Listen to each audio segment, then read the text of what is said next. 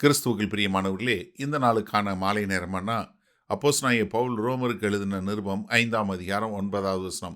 ரோமர் 5:9, ரோமன்ஸ் 5:9. இப்படி நாம் அவருடைய இரத்தத்தினாலே நீதிமான்களாக்கப்பட்டிருக்க, கோபாக்கினைக்கு நீங்களாக அவராலே நாம் ரட்சிக்கப்படுவது அதிக நிச்சயமாமே. எப்படி? கர்த்தராகிய இயேசு கிறிஸ்துவனுடைய இரத்தத்தினாலே நீதிமான்கள் ஆக்கப்பட்டிருக்க.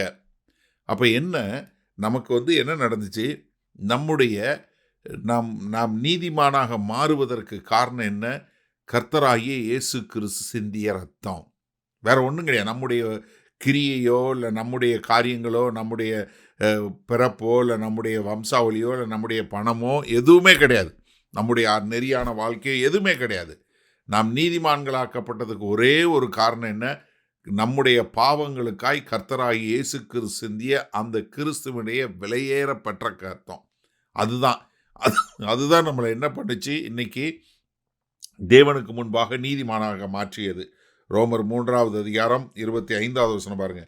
தேவன் பொறுமையாய் இருந்த முற்காலத்தில் நடந்த பாவங்களை தாம் பொறுத்து கொண்டதை குறித்து தம்முடைய நீதியை காண்பிக்கும் பொருட்டாகவும் தாம் நீதியுள்ளவரும் இயேசுவினிடத்தில் விசுவாசமாய் இருக்கிறவனை நீதிமானாக்குறவனாய் விளங்கும்படி இக்காலத்திலே தமது நீதியை காண்பிக்கும் பொருட்டாகவும் கிறிஸ்து இயேசுடைய இரத்தத்தை பற்றும் விசுவாசத்தினாலே பலிக்கும் கிருபாதார பலியாக அவரையே ஏற்படுத்தினார். எப்படி நம்ம ரட்சிக்கப்பட்டோம்?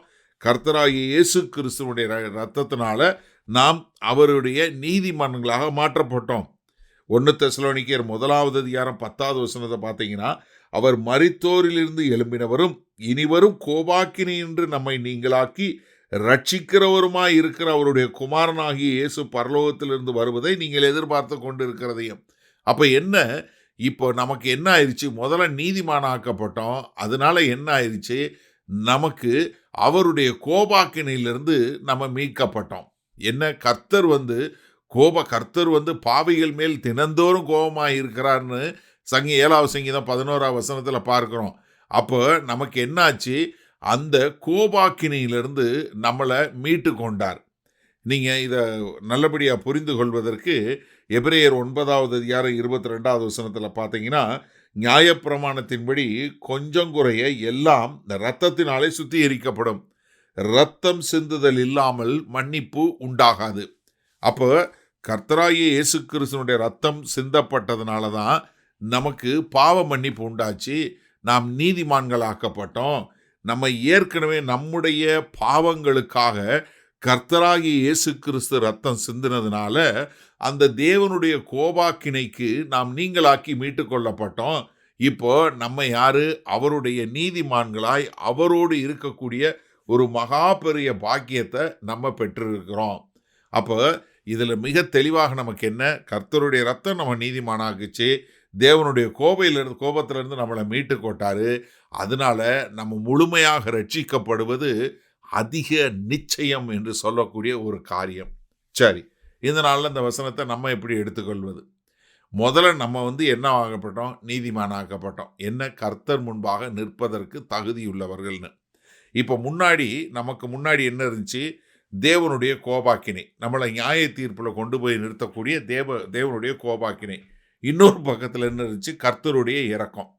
இப்போ நீங்கள் யோசிச்சு பாருங்க. இப்போ கர்த்தருடைய இரக்கம் இல்லைன்னா நம்ம தேவனுடைய கோபாக்கினையில் விழணும். இப்போ கர்த்தருடைய இரக்கம் வந்ததுனால என்னாச்சு? அவர் நம்ம செலுத்த வேண்டிய பழியை தன்னுடைய குமாரனாகி கிறிஸ்துவின் மேலே போட்டார். அதனால நம்ம ஆச்சு கர்த்தருடைய கோபாக்கினையும் சரியாச்சு.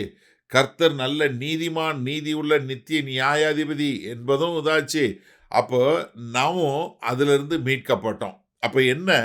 நம்மளை தேவன் என்ன பண்ணாரு? நம்மளை நீதிமானாக மாற்றினாரு. எப்படி? அவருடைய கோபாக்கினிலிருந்து நம்மளை மீட்டு கொண்டாரு. இப்போ இவ்வளவு செய்த ஆண்டவர் நம்மளை ரட்சிக்காமல் விட்டுருவாரா? நீங்கள் யோசிச்சு பாருங்க. இப்போ நீங்கள் ஒரு கோர்ட் ரூமில் இருக்கிறீங்க, நீங்கள் ஒரு குற்றவாளியாக இருக்கிறீங்க. இப்போ கிறிஸ்து என்ன பண்ணுறாரு?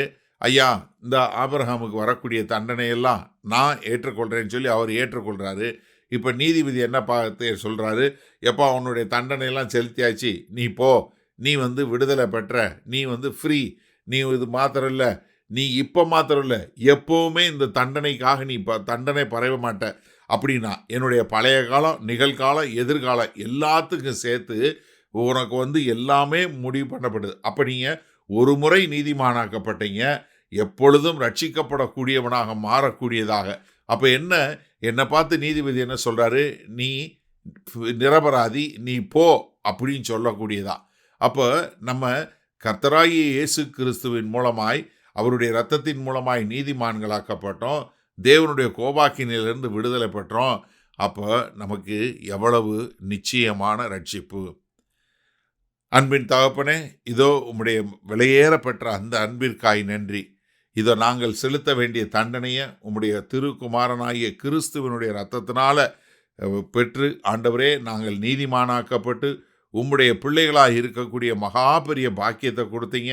அதற்காய் கொடான கொடி நன்றி செலுத்துகிறோம். இயேசு கிறிஸ்துவின் மூலம் பிதாவே, ஆமேன். கர்த்தர் உங்களை ஆசீர்வதிப்பாராக. நாம் நாளை காலை தினசரி தியானத்தில் சந்திப்போம். Good night.